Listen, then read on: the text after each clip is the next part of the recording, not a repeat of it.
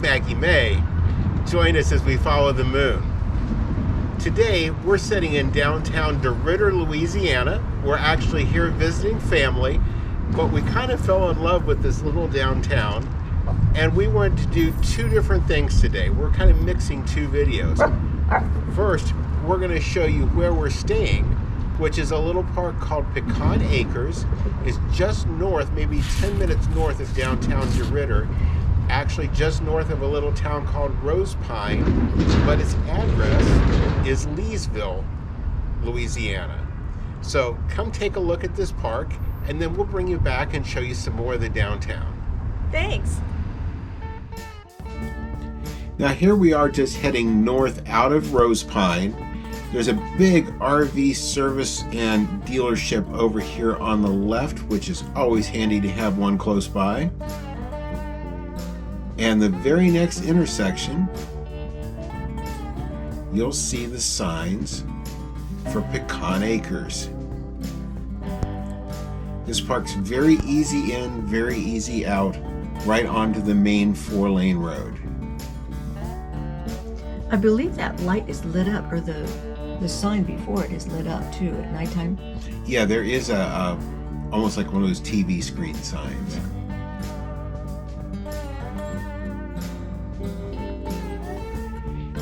Just a very short ways off the road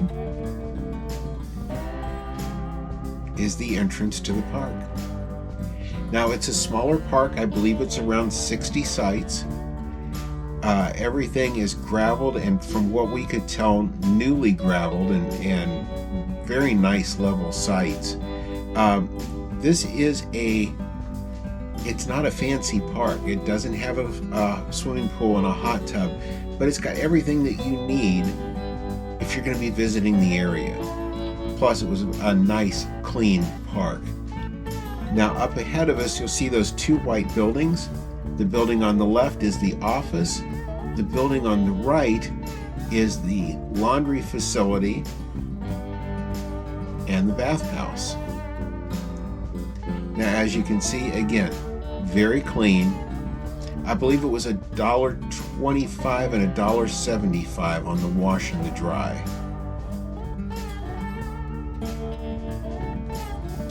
And then there are 3 doors over here along the side, and each of those is a private bath behind the door. Your lavatory, toilet, and shower.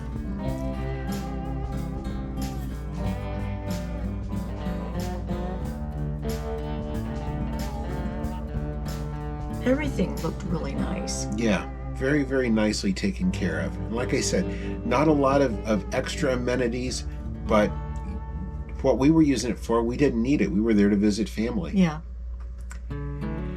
So we're going to come on back and give you a ride around the park.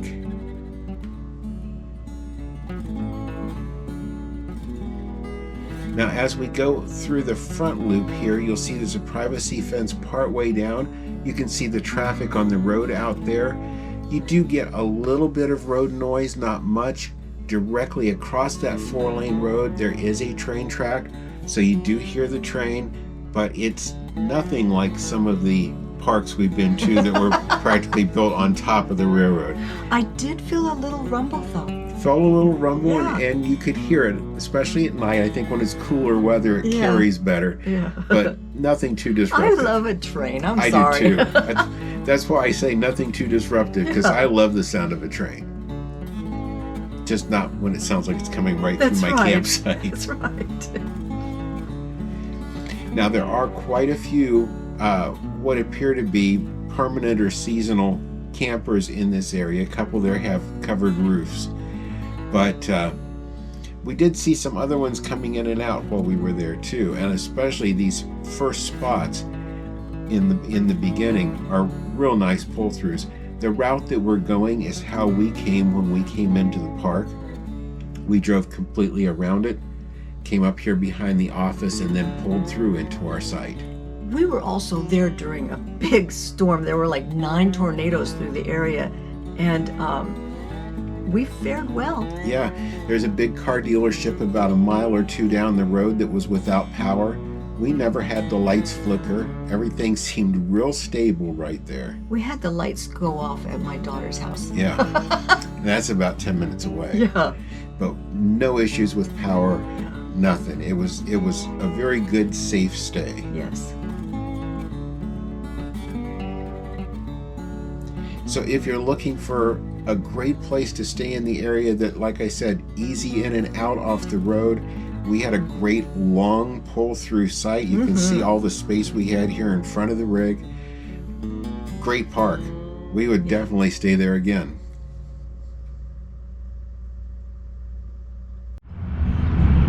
Well, now you've gotten a chance to see where we stayed.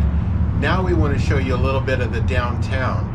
And there's a lot of history in downtown Deridder. It's right along the railroad tracks, as you've kind of seen the central theme.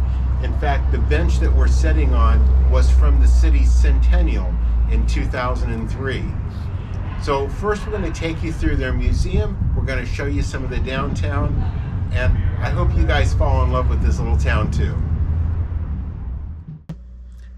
Now, the museum is actually named the Beauregard Museum after Beauregard Parish, which is where Deridder is located. And this train station, the original one was built in 1897. This one was built in 1926 to replace it as a Kansas City Southern depot.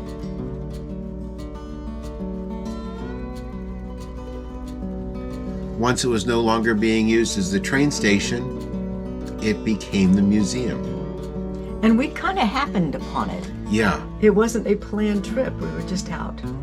It is a free admission, and it's really cool. They've got a lot of great things in it.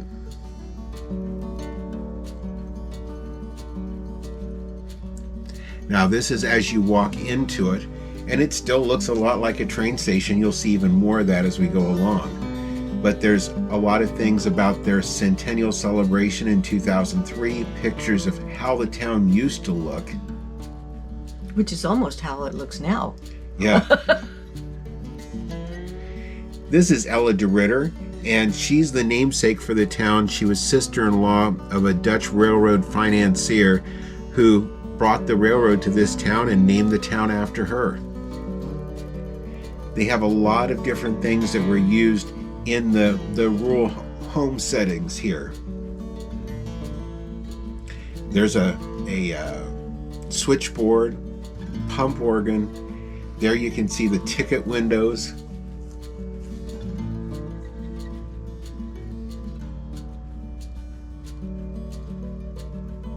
I love going to these museums. You learn so much about a city.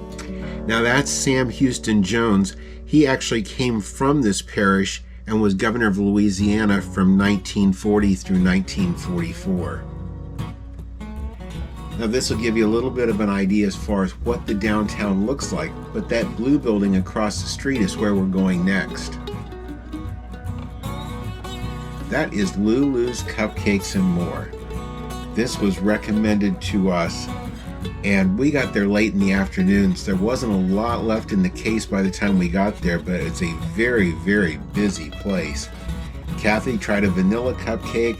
I had an orange almond, which was like a creamsicle. They were great.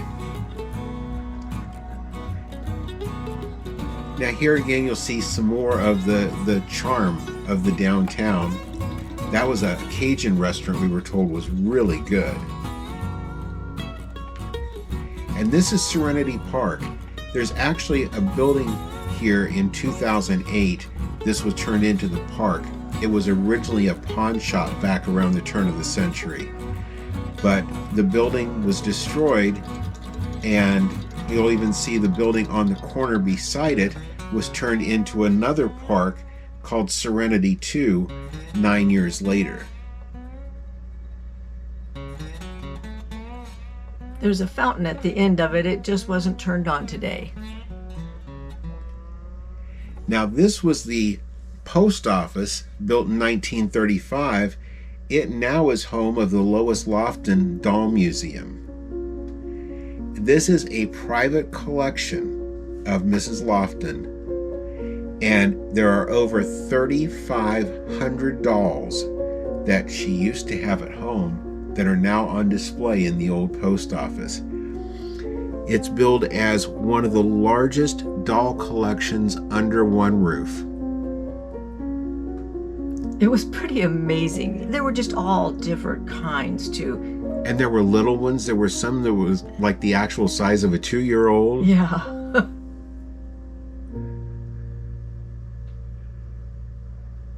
There's Cabbage Patch. Now, directly across the street is the Beauregard Parish Courthouse. This was built in 1914, and it was actually built at the same time as the Gothic Jail.